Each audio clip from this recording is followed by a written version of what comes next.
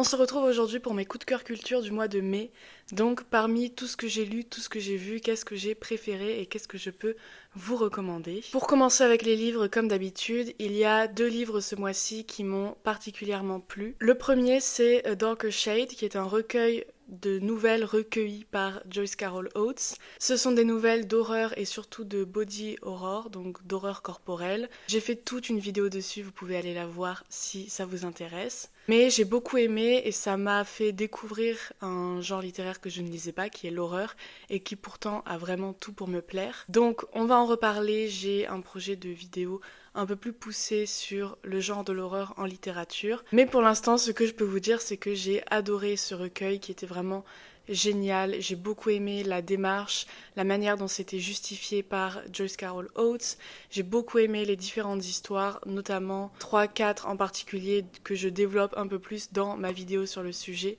Donc encore une fois, si ça vous intéresse, allez voir la vidéo. Mais sinon, je le recommande vraiment si vous savez lire l'anglais pour les personnes qui ne connaissent pas trop l'horreur parce que ça permet d'entrer de façon assez aisée, je trouve, dans ce genre-là. C'est pas non plus de l'horreur terrifiante. Et si jamais un jour il est traduit en français par quelqu'un d'autre que moi, malheureusement, ou par moi, je vous en parlerai et je vous tiendrai au courant parce que vraiment, je pense que c'est un ouvrage qui vaut la peine d'être lu. Le deuxième livre, c'est Quand j'étais jeune de Rachilde. Donc Quand j'étais jeune, c'est l'autobiographie de Rachilde, cette écrivaine décadente de la fin du 19e siècle. C'est son dernier ouvrage qui a été publié en 1947 et j'en ai parlé encore une fois dans une vidéo plus en détail qui est sortie la semaine dernière. Donc si jamais ça vous intéresse, vous allez voir la vidéo. Mais en gros, j'ai beaucoup aimé découvrir le monde littéraire de la fin de siècle, la manière dont Rachilde avait fait en sorte d'entrer dans ce monde-là, les difficultés d'être éditée en tant que femme et en tant que femme provinciale quand on veut aller à Paris et écrire à Paris. Et de toute façon, j'aime beaucoup Rachilde, j'aime beaucoup tout ce qu'elle écrit, donc forcément j'ai aimé aussi la manière dont elle a écrit son autobiographie et le fait qu'on découvrait un peu toute une somme de détails sur sa personne qu'on n'aurait pas connu sinon et qui sont hyper intéressants à mettre en regard avec ses œuvres. Encore une fois, j'en parle beaucoup plus dans ma vidéo, donc vous pouvez aller voir ça. Je suis aussi en train de lire Les Lettres à Milena de Kafka que je lis depuis quelques mois déjà, je les lis vraiment petit à petit, que j'adore, mais je ne l'ai pas encore fini, donc je ne vous en parle pas tout de suite. Pour les films, il y a 3 films dont je veux vous parler ce mois-ci que j'ai adoré tout simplement. Le premier, c'est Birth of the Pearl, naissance de la perle, de Frédéric S. Armitage, qui est un film de 1901. C'est un court-métrage, je pense qu'il est sur YouTube, si c'est le cas, je le mettrai en barre d'infos. C'est vraiment très très court, c'est les scénettes qu'ils faisaient au début, à l'époque des tout débuts du cinéma. Ça dure 1 minute, ce sera une merveilleuse minute de votre journée, donc allez le voir juste après ma vidéo s'il vous plaît.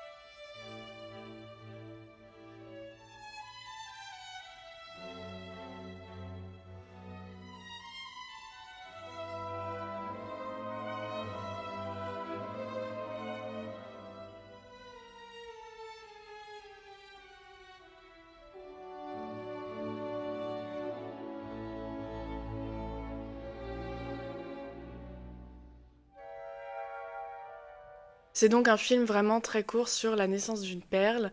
Je vous laisse aller voir parce que c'est vraiment juste ça, mais j'ai trouvé ça hyper beau. J'ai trouvé que toute l'image du corps de la femme, la référence à Vénus, c'était vraiment super bien fait, j'ai adoré.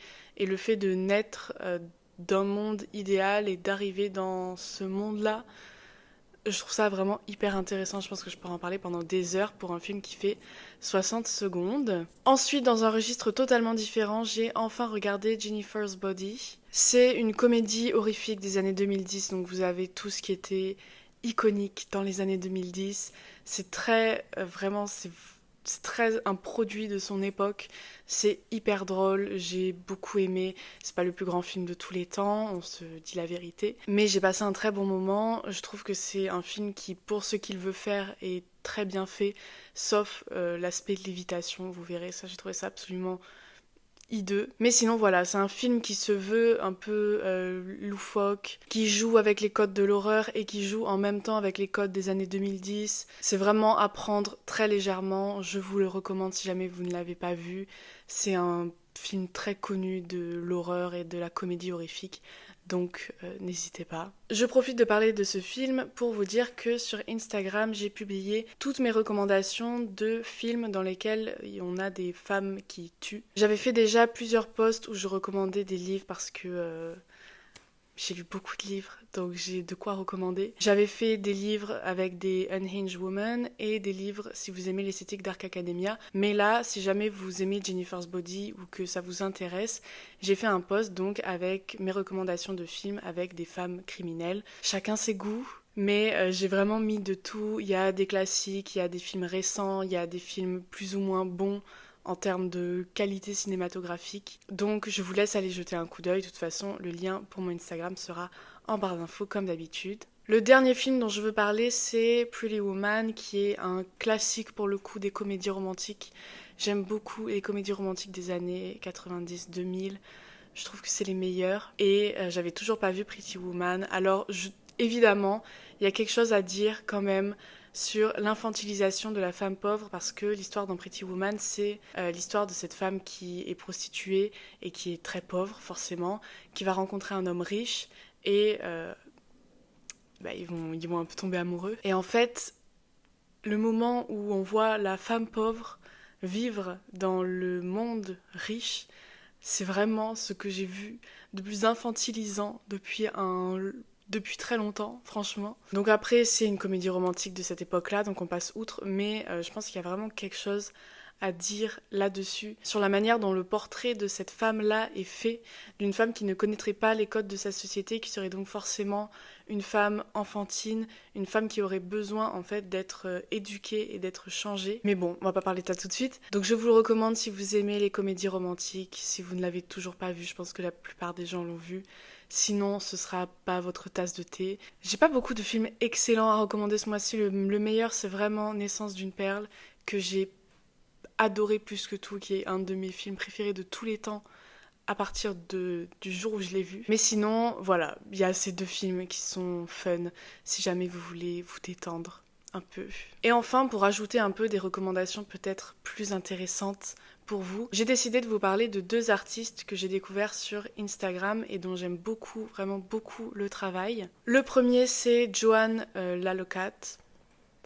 C'est un artiste qui fait de la peinture et qui fait des peintures très entre l'hyperréalisme et le gore, mais pas vraiment gore. Il a fait beaucoup de peintures où il partait d'une photo de magazine et donc il gardait seulement les yeux ou la bouche ou les deux et le reste il peignait ça de façon presque abstraite et ça donne un résultat hyper intéressant, hyper dérangeant aussi. Ce que j'aime beaucoup dans son travail, c'est surtout sa série avec ce visage blanc et ces espèces de pics rouges qui partent dans tous les sens. J'aime beaucoup la manière dont c'est fait, j'aime beaucoup son travail en général. Donc si jamais vous voulez aller jeter un coup d'œil, je vous ai mis des petites images là, mais vous pouvez aller voir son compte si ça vous intéresse.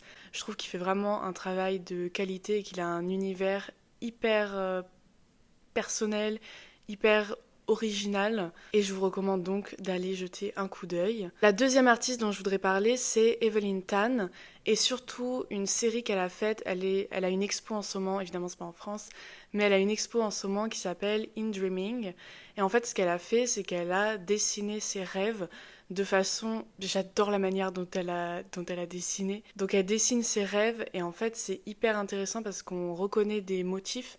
Donc par exemple il y a le motif du pont qui revient dans plusieurs de ses dessins. Et je trouve que la manière dont elle dessine ça, ça conserve vraiment l'image du rêve, l'image onirique qu'on a où il y a des éléments qu'on peut identifier et il y a des éléments qui se mélangent et il y a toujours une part un peu abstraite. Et je trouve que le fait de tout mettre en fait sur un format rend vraiment la manière dont on rêve, tout simplement, la manière dont on imagine quand on est en train de dormir. C'est pas un espace qui pourrait être reproduit dans un espace 3D, mais c'est quelque chose qui ressort vraiment bien sur un format plane. Je trouve que c'est hyper bien fait. Encore une fois, ça me parle beaucoup parce que je suis en train d'écrire un livre qui a un lien avec ça. Mais voilà, j'aime beaucoup la manière dont elle les représente. Je trouve que c'est vraiment hyper fidèle. Il y a quelque chose du rêve qui ne peut pas être mis en mots ni mis en espace, et je trouve que c'est vraiment bien représenté dans ces œuvres-là et qu'on est vraiment transporté en fait dans un monde qui est à la fois familier et étranger, et c'est tout le but finalement du rêve et de l'espace onirique. Et c'est tout pour aujourd'hui, c'était des favoris assez courts, j'avais pas grand chose, surtout que j'ai déjà parlé des 2 livres majeurs qui ont été vraiment des livres importants pour moi en vidéo, donc j'ai pas besoin de me replonger dedans. Mais voilà pour les œuvres que je vous recommande, que j'ai appréciées ce mois-ci. Dites-moi si vous les connaissez, dites-moi si vous allez y jeter un coup d'œil, ce que vous en pensez, tout ce que vous voulez. Dites-moi ce que vous avez lu, vu ou aimé ce mois-ci en termes d'art tout simplement ou de culture. Et je vous retrouve la semaine prochaine dans une nouvelle vidéo.